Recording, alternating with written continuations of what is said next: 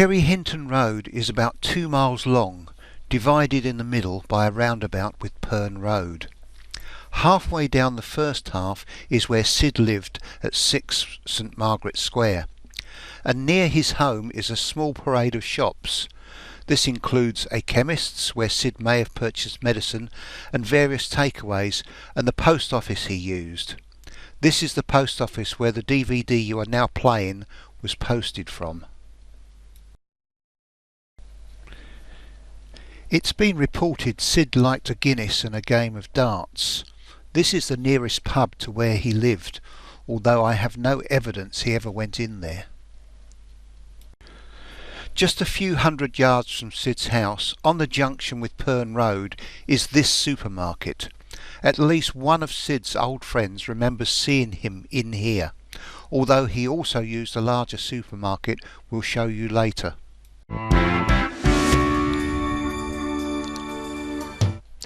As I mentioned during the first tour, most people think Geoff, Mott and the Mottos made their one and only public performance after a CND rally on Sunday the 11th of March 1962.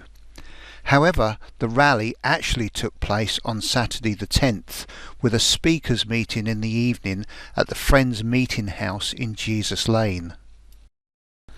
Another reason for the confusion may be that in the early 1980s a second Friends Meeting House was built at 91 Huntingdon Grove, around the corner and next door to this hall.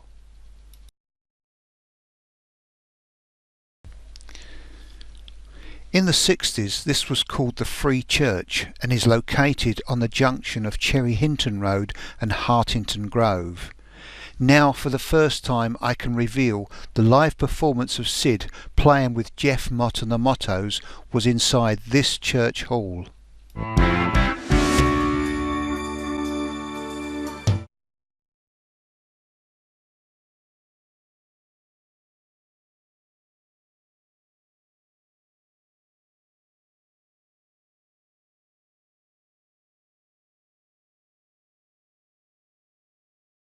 Everyone in Cambridge knows the mill pond.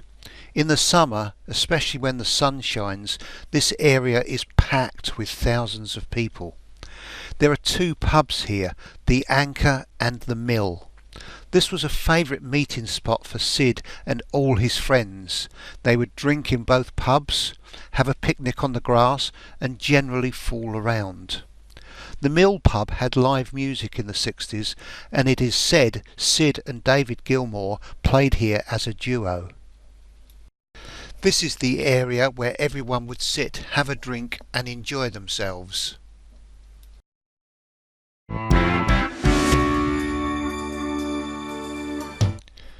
This is the old Addenbrooke's Hospital site on Trumpington Road, where Syd's father worked. Today it's a research centre with many famous names like Microsoft.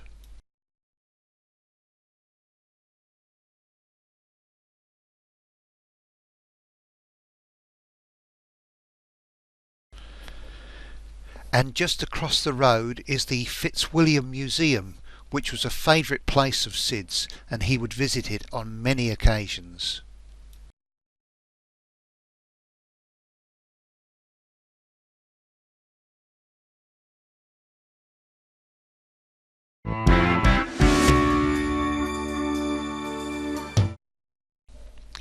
This is David Gilmour's house at 109 Grantchester Meadows. The entrance porch has been added since the 1960s.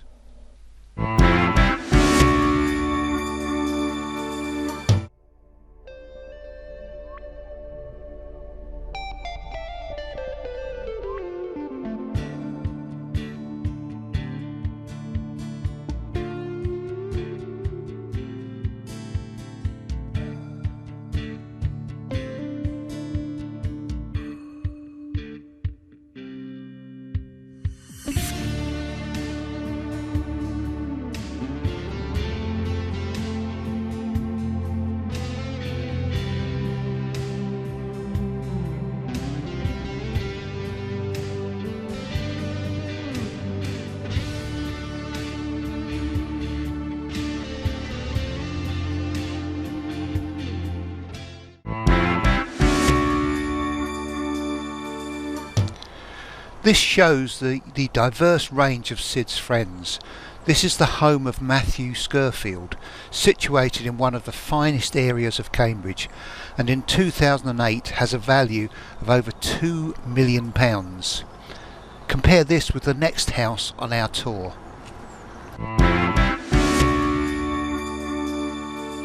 This is Darwin Drive. In the 60s it wasn't a very desirable area.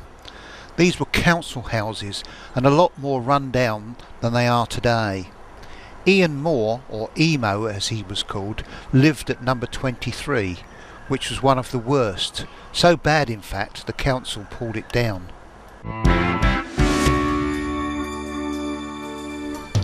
This was the location for the Rex Cinema and Ballroom, a large building not in the heart of the city as you might expect, but tucked away down a residential back street. Yet the Rex was a very popular venue up until the site was developed in 1972. One of the most significant dates is the 30th of September 1963, when the Rolling Stones played here. Word had got round and the place was packed. The Stones performed on a tiny stage barely 2 feet off the ground, yet it is said this concert prompted more people to form their own band than any other performance. Every report in the past states Syd Barrett first saw the Rolling Stones at a concert in the tiny village of Whittlesea. However, despite a lot of research, I can find no trace of them playing there. They did, however, play a concert at the Corn Exchange in Wisbech, which is close to Whittlesea, on the 20th of July 1963. And this ties in with the facts Mick Jagger told Syd they had just recorded a song called Poison Ivy. The Stones had recorded the song just 4 days earlier and they expected it to be their next single. In the end they decided on the Lennon-McCartney song I Wanna Be Your Man, but demo copies of the single do exist. To add to the mystery, I remember Mick Jagger's brother Chris was at university in Cambridge around this time. The Rolling Stones were on tour, but they did have a free day, Friday the 19th of July, and could have played a low-key private concert at Whittlesea, and Syd might have found out from Chris Jagger. Unlikely, but anything is possible.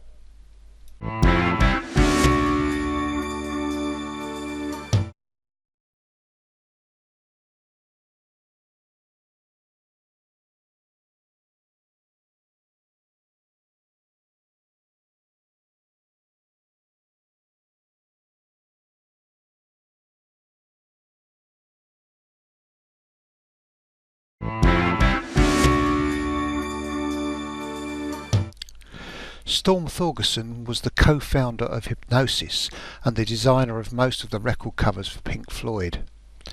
David Gale remembers this as being an important place for Syd and friends. It's a small house but quite close to the city centre and therefore handy for everyone after the pubs had shut at about 10:30, as they did in those days.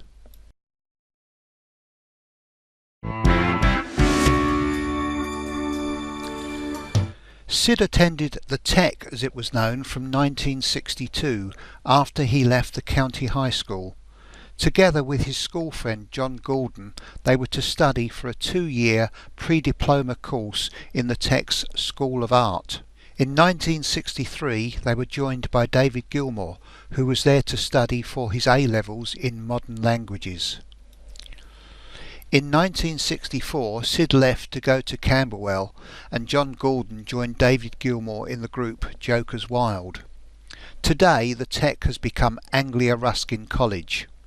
One of Syd's pet hates was the poor quality of some of the teachers, and judging by reports in recent times the quality has remained about the same. Pink Floyd played here at the New Year's Eve party on the 31st of December 1966. Tickets were 7 shillings and 6 pence, about 37 new pence in today's money. According to the book The Pink Floyd Fan's Illustrated Guide to Cambridge, the Dandelion Cafe was located here, where Bathim House is today. However, you'd be looking in the wrong spot. It was actually located here, as the only photo I could find clearly shows. Hey, we all make mistakes, and it's still a fine book, well worth buying. Stars performed here on 2 occasions, Saturday the 5th and Saturday the 12th of February 1972. According to Twink, both these shows were really good. The 12th of February was also the day they played on Cambridge Market Square in front of the Guildhall. This is our local B&Q store, located on Newmarket Road, and where Syd's sister Rosemary says he used to buy all the wood for his home DIY projects.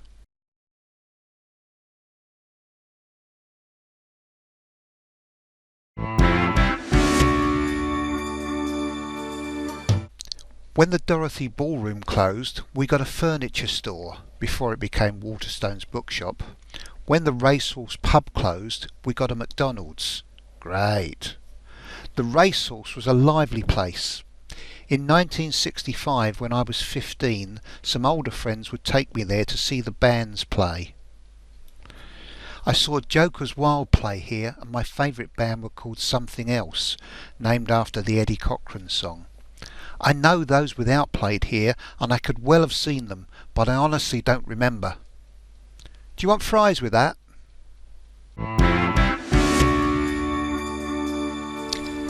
This is the Sainsburys supermarket on the junction of Perne Road and Coldhams Lane, and where Syd did his main food shopping. It's located less than a mile from his home.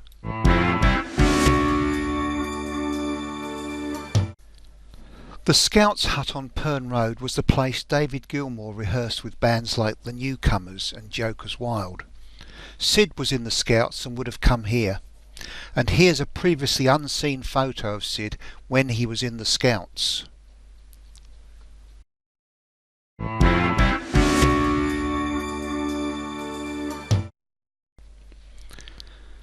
Syd loved coming here to see the beautiful display of dahlias. As Syd didn't have a car, he would have come here with his sister, Rosemary. Lode is located about 4 miles from Cambridge on the road out towards Burwell.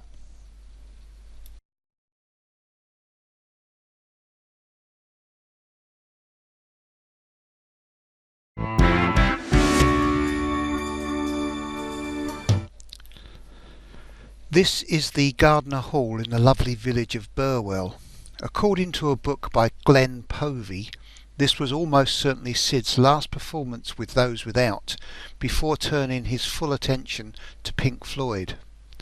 This concert took place on the 7th of August 1965, and therefore this does make some sense.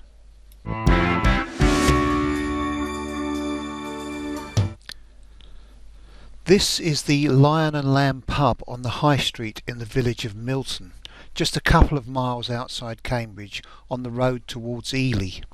In either 1963 or 64, Syd held an exhibition of his paintings in a room above the pub in conjunction with Anthony Stern. According to one source, he sold at least one painting, although this cannot be confirmed.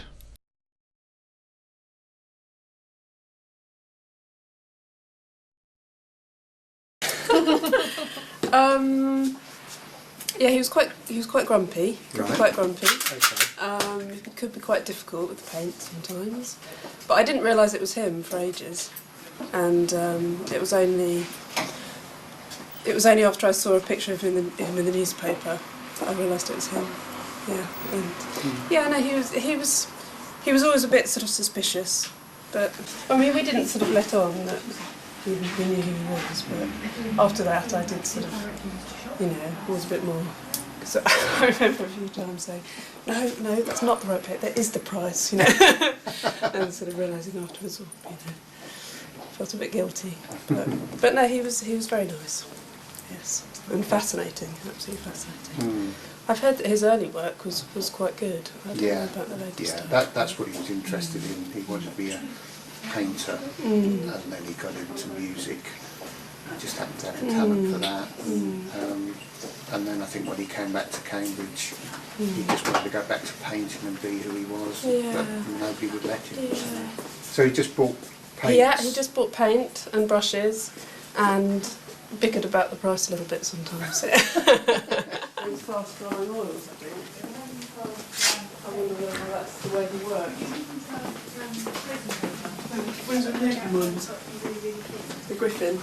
So he used to, what was it that he bought, which ones? He used to buy these Griffin Alkids. I think because they're fast drying, so that might be the way he worked, I don't know. Yeah. But I'm sure it was those, and so maybe sometimes the Winton. But these have a sort of series number, so some of the prices are more expensive, some of the paints, some of the colours are more expensive than others. So he used to sometimes say, you know, I'm sure it's a series 1. No, it's not. Right, okay. But it was definitely was. So do you know how often he used to come in? Was he regular or? He was definitely regular, yes. And I saw him. I've been here about 10 years now, and he was one of our regular customers. And you just recognised him as that. And then we came across an article once which identified him as Syd Barrett. I couldn't believe it. I was just like, what's he doing in that magazine article? And then after about a year, I think that's when he died. So we only knew right at the end who he was. But before that, he was just, never rude or anything, just came in, got on with what, straight to the paint, came to the till, and then rushed out again. But, yeah, so there we go. But when I knew who he was, I sort of go, no. So I didn't talk to him. Yeah. But, yeah, that was it really. But he always looked exactly the same. He had exactly the same outfit. Black shorts with a sort of baggy shirt and that sort of big coat. And he just sort of waltzed in and waltzed out. All right, lovely. That's it. Observant. Yeah. Yeah. Yeah, well, artistic. You're an artist, you say. Yeah.